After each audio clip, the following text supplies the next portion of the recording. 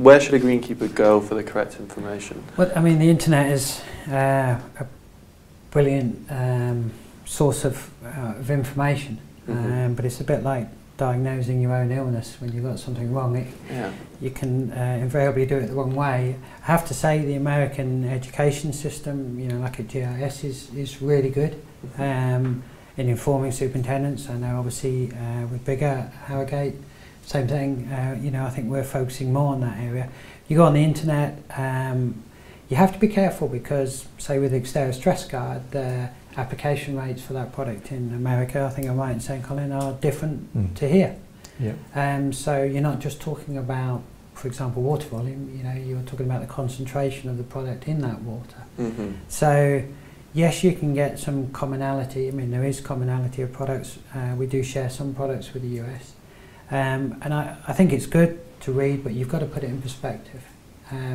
Our climate, you know, we're on an island, we have a very, very variable climate. They're on a continent and they tend to be more stable weather patterns. Where they're using products, as we've talked about, you know, we're just focusing on fine turf. We don't apply fungicides in general to larger areas. They do. And that's one thing we haven't mentioned. The golfer here is more tolerant of disease off green. Whereas in the States there's a much higher requirement for a totally clean surface, and that's led, I believe, to some of the issues related to resistance because they're having to apply more products on bigger areas.